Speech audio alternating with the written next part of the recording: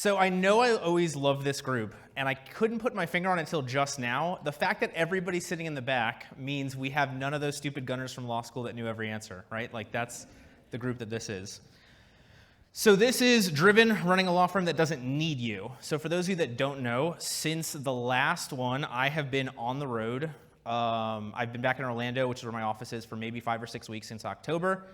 And we're going to go through why and how you can do that. I'm not telling you that you have to get on the road and do a 14-month road trip, but ultimately it's how to have a law firm that doesn't need you on the day-to-days. How to make a law firm in which you are inessential. So we'll start there. We'll talk about us. I'll do a day in the life. I'll show you what my weekly calendar looks like, go over our processes, our marketing, and how you get started should you want something similar. So if you are inessential to your firm, guess what? You get to work less. But also you get to work on what you want to work on. If you don't have to be the one answering every phone call, if you don't have to be the one doing every consult, if you don't have to be the one doing all the legal work, you get the opportunity to focus on those more serious tasks, the $10,000 an hour tasks like Brett talked about. You get more time for your life because you're not at the mercy of every issue, of every client, of every emergency that comes up. You get to have a business and not just a job. I want to be clear, there is nothing wrong with being a lawyer who does all the legal work at your firm in any way, shape, or form. Just know that's a job, that's not a business, because if God forbid anything happens to you, the business can't go on. And you get a third way to grow revenue. If you are hourly, basically the only way you have to make more money is either work more time or charge more. If you're a flat fee, you can work more, you can charge more, or you can make your stuff happen faster. But if you are inessential to your business, you can grow by scaling, by hiring other attorneys. If you can generate enough work for 3 other lawyers, you can hire those lawyers to do it and make more money if you can get to generate enough for a 4th, a 5th, a 6th, a 7th. So far, so good? All right. So this is me. I am 34 years old. I like disc golf, hiking, pina coladas, getting caught in the rain, etc. This is my wife, who's on the trip. I'm not allowed to tell you her age. And we have our son with us, who's also on my t-shirt, who's 4 years old. I think my kid's favorite part of this entire 7-month so far road trip has been the 1 week that my wife's parents spent with us, regardless of anything else. And I think he would rather spend time with them than travel around the country, but so be it. Also, though, he is keeping track of how many different states he's peed on a tree in. So we are up to 8 states. So this is what we did. We left Orlando the week before the last Max Law Con. We went up to Atlanta. We dropped him off with one of my sister-in-laws and flew up here. So then from there, we went to Alabama, Tennessee, Arkansas, Texas, New Mexico, Arizona, Hawaii, and now we're back in California, which is crazy to think that in 7 months, we've seen like a third of the country. When this is over, it'll be about 14, 15 months. We will have seen like maybe 25 states. So the country is a gigantic place. And the best part is I've worked from all of those. I work 2 days a week from all those places. There's no need for you to be in your office. There's no need for you to be 20 minutes from your office. If you get the right systems, processes, people in place, you can be anywhere. To be honest, the hardest place to get consistent Wi-Fi has been California for whatever reason. Did not think that would be the problem when we were in Hot Springs, Arkansas, but apparently California has been the biggest Wi-Fi issue. All right, so why did we do this? Part of it was because of the pandemic. 1, from the way Florida's handled it. 2, from the way the court system has allowed a lot more virtual stuff. Another one was my kid. He turned 4 over this trip, so we will get back. He will do the 2nd semester of pre-K into kindergarten, and then Greg rents my house. So we're like a company town over at Legalese. But anyway, so that's why we did this trip. So now I want to get into the part where I talk about my day. Like, this is what I'm actually doing for the most part every week. I pretty much only work Mondays and Thursdays. So Monday, I do a modified level 10 EOS meeting. I think the tagline of this one has been EOS or traction. We've talked about it a ton. Bless you. So we do that for an hour. Then we have a very similar meeting at Legalese for an hour and a half where we go over everything. I will try to do some sort of networking. Obviously, if I'm in Orlando, it's a lunch. If I'm not, it might be talking to people on social, doing Zoom meetings, whatever it is along those lines. Then Monday afternoons, I do consults for Legalese, not for my law firm. I do a live show for each, and I do presentations sort of like this. Not as cool. I don't get to be on a real stage. I get to stare at a computer in a hotel or Airbnb somewhere. And then Thursdays, I do a mastermind for an hour in the morning. I do my to-do list. So Tyson talked about getting your to-do list on your calendar. I'm a huge fan of it, but because I'm not as organized, this is how I do it. So I schedule an hour and a half every week for my to-do list. I get to the stuff on my to-do list. At the end of that hour and a half, I prioritize the next week. So rather than scheduling each individual task on my calendar, I have them in order. I have the hour and a half put in. To be honest, I don't think you're ever going to finish your to-do list. You're always going to have things on it, and you have to be okay with that. It has to be liberating. So for me, instead of being worried about having 75 things I want to get to, I know that I have an hour and a half of my week on my calendar every week to get to them, and it makes me less freaked out about it the other 168 hours of the week, like we learned, something along those lines. So then we do a social media meeting / content creation, another networking, some sort of lunch or virtual thing, and then again, back to the consults, the live show presentations. Other than that, all I do is fuck around on social media in some sort of idea, but ultimately I want people to remember where we are and that we still exist. A huge thing that we do, I'll talk about it a little bit later, I share a ton of client testimonials because I know a lot of my referral sources by this point know that we're on the road all the time. My wife and I are the two attorneys at the firm, even though I haven't done legal work for about 4 years. I want them to know that the work is still being done correctly. So this is my child's day, really tough. He gets to do, I don't know, some sort of book. He gets to play, hang out, eat. He has seen, 30 different zoos, peed on all the different trees, etc. And then I want to talk about the pros and cons. And really, these are the pros and cons for us from the trip, but for you from not being in the office all the time. You get more family time, or time that you can put in for whatever you want. Now, there are pros and cons to having more family time. I'll admit that. Earlier this week, my kid referred to my wife as a fucking stupid idiot lawyer. So next year, you can come to my TED Talk on how to raise children. But honestly, it has given us so much family time to get to know each other through a pandemic, through whatever the new normal will be, etc. The part that's really important that I didn't expect was the team empowerment. So before this trip, I was working about 4 days a week, and that helped empower my team. But honestly, with us not there, it is amazing to me the things that they have figured out how to do. And we had good systems in place beforehand. They've gotten that much better. But the lack of opportunity for them to just call us and get an answer has forced them to be empowered to solve problems. One of the best ones, so again, you saw my schedule. I'm doing like 2 hours a week for my firm, definitively. Other than networking, we were on a cruise ship. The internet went out on the cruise ship. We couldn't do the meeting. So guess what? My team did the meeting, recorded it, and sent it to me. So when the internet came back on, I could see what happened, shoot out 2 or 3 emails on some stuff to follow up. Would they have done that if I was there? No, because I would have done it. But ultimately, they were empowered to do what they knew had to happen in that time without me. And honestly, probably did a better job than I do at the meeting. I think they were more honest with each other with what they were sharing, obviously with it being recorded for me to see. So delegating. If you want to remove any sort of mental block on giving things to other people, just don't be there. Or just know how many limited hours you have. It makes it that much easier to delegate. Because what happens is you start seeing where you're the bottleneck. You start seeing where you saying yes to everything, or doing all the work yourself, or doing all the consults is holding up all of your team members from doing their job, and that gets you to delegate in a way that actually makes it easier for them. One of my staff members genuinely cries disappointed that we are leaving every time we leave, but she does a fantastic job with everything she has to do, whether we're there or not. If I'm in the office, we share a wall. If I'm not in the office, we're 2,000 miles apart, and it makes no difference on her job.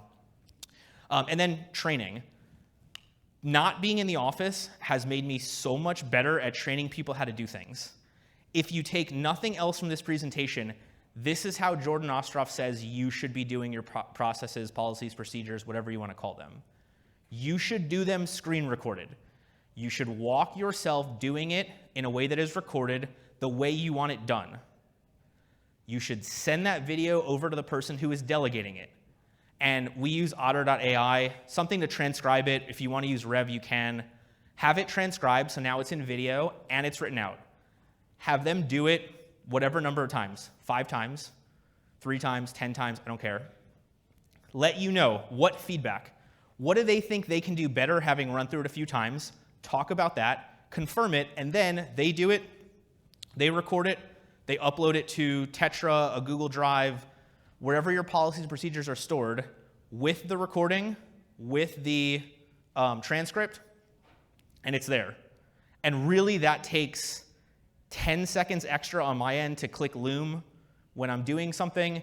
It takes an extra 20 minutes to have that conversation, but we have it done, standardized, and consistent. And even for things that take 5 minutes here and there, 5 minutes a day times 5 days a week times 50 weeks a year times 20 years that the firm will be open, it adds up so quickly in something that takes a minimal amount of my time to make sure everybody else can do it correctly. And don't get me wrong, you will have to update systems. That's what that EOS level 10 meeting is. That's what Kanban boards are. That's what negative client feedback is for. Like, you will find out when a system is no longer working. But in terms of building it, that's my 2 cents on how to do it, especially when you're virtual. But even when I go back, I'll still do it that way, as opposed to talking through it. This way, if somebody's a visual learner or an audio learner, they want to read it, they've got all the options right there. They've got the screen shares, they've got the passwords, they've got the walkthrough, they've got the transcript, etc. All right, so what's harder? We're normally in Orlando and East Coast. Being here 1 hour behind, no difference. Being 2 hours behind, not a huge deal. Being 3 hours behind, freaking impossible. I don't know why, but that 9:30 meeting, that's 6:30 in the morning, is tough. At 7:30 in the morning, it was totally fine. Have no idea. In-person networking. And honestly, the thing that I've come to learn about that, I have referral sources that send us fewer things when we are gone, because ultimately they realize their business wouldn't run as smoothly without them, so they think it's happening here.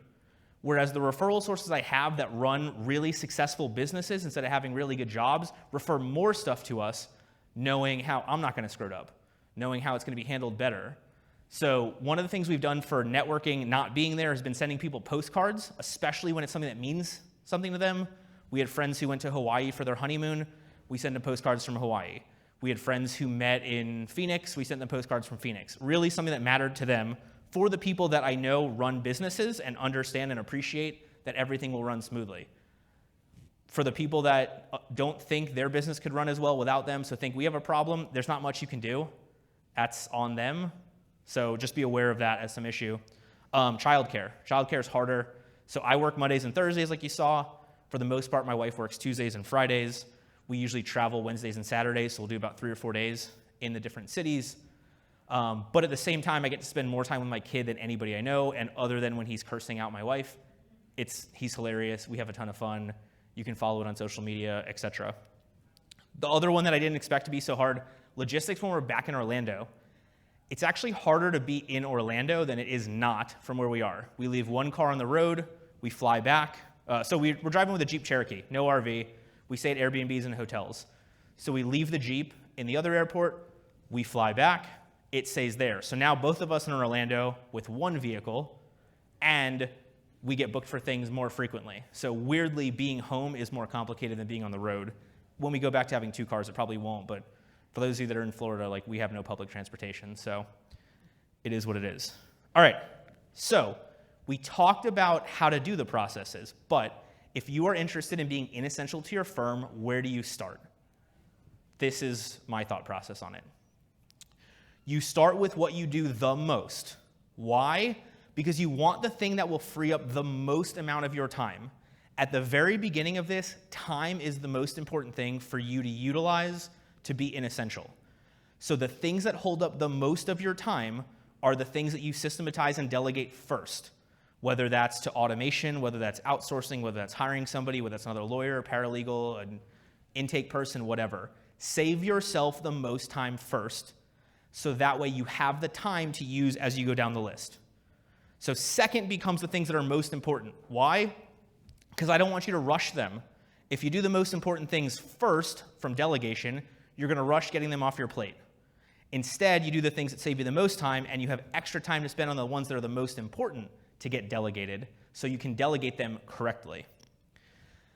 Then, once you have an idea of the systems that you want in place, that's when I would start looking for programs for automation, for outsourcing, for time tracking, for case management, whatever it is. If you have those in place now, awesome. Don't get rid of them to do this. If you don't have any in place, make sure you have the systems in place first. That way you'll know like the 10 features you really need out of a program. If you hate billing, really boil down to how you want your billing to run, really look at what the issues are, and then really find the program that addresses your issues in the way that makes the most sense.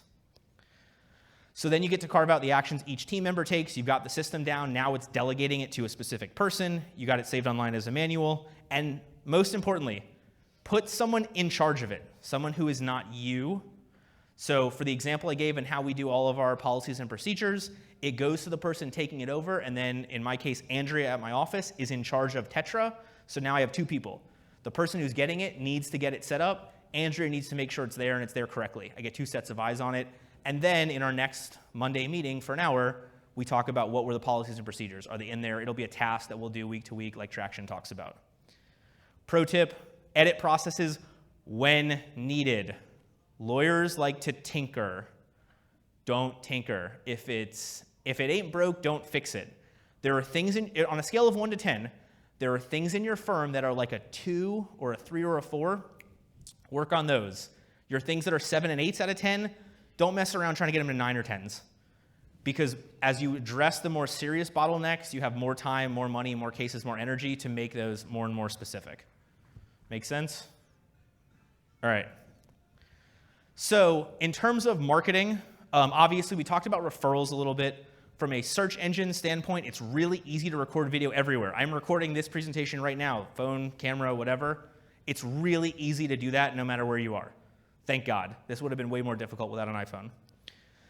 It's really easy to be on social media from anywhere. And honestly, you have to look at the most common times that your people are on and understand as you move time zones, it changes the time. If you have clients nationwide, it's not a big deal. But for Orlando, if most people are on Facebook over lunch, that's 12 o'clock. If I'm in California, that's 9 a.m. You have to think about how you accommodate those things. Re-engagement. So my firm, for every 2 cases, gets 1. Either a client comes back for repeat business, or they refer somebody else. So we have a newsletter that we do for them. We have social media for them. And then we also host events when we're in town. So my birthday is on Cinco de Mayo. We do a Cinco de Mayo event every year, or a 6 de Mayo event this year because that was Friday. And then, of course, advertising. Advertising doesn't matter where you are. So internally for my team, last Halloween, 3 of my team members dressed up as Jake from State Farm, the Geico Gecko, and Flo from Progressive. It was hilarious. We hate them, but they dressed up and then made jokes from the stuff we've heard from insurance adjusters over the last year. Hilarious for PI attorneys. So they're doing intake. My wife still does the consults, but they are doing everything else related to intake, including scheduling those consults. They're obviously doing legal support. And I promise you the most fun thing is when one of your staff members can get like a $100,000 policy limit on a case that you didn't talk to at all. Super cool, based upon having great policies and procedures. Client service, huge thing from people that are in the office that are there more consistently. You gotta make sure you have people that have great client service. So pro tip, one of your KPIs I think should be tracking the number of 5-star reviews you get on Google that mention your employees by name. Because by looking for 5-star reviews, that means they did a great job, they did it quickly, they managed expectations, and exceeded those expectations. I don't want to track how many phone calls they receive, so they rush people through. I don't want to track how much work they send out, so they rush through it. I don't want to track if there's no spelling mistakes, so they spend too much time. I want to track the impact it has on clients by looking at those 5-star reviews. And then my team does a really good job on social media content. So for all the stupid days that make sense to our brand, National Burger Day, whatever, they will go get their favorite burgers, we'll record it with an internal team, et cetera, and then have that posted while we're on the road wherever we are. All right, I've got a minute, so we're probably gonna blow through this. For us, my wife does the consultations for the law firm, about 80% of them. I do the consultations for legalese, about 80% of them. We do a lot of the networking from the virtual standpoint. We do the HR and hiring on the law firm. Greg does the HR and hiring on legalese. We are talent for a lot of the content. We'll focus some of the stuff when we're in town more specifically, but honestly, me walking in a park with my kid and recording is a lot more engaging than me talking on a stage. So for our ideal client from a law firm standpoint, as a blue-collar teacher, cop, realtor, it's a little bit better than the high-produced stuff on stage, so it's cool for us to do it walking, and then we'll do feedback and approvals for everything. All right, so from the legalese agency, from outsourced marketing, from an in-house marketing team, whatever it looks, you really want ideation and topics. You want to not be responsible for that, probably regardless. Certainly if you're trying to travel on the road. You need help on content production in some manner. Social calendaring, awesome, super helpful. Maintaining your website, maintaining your CRM, super helpful. I'm a huge fan of a CRM. We could talk about that later.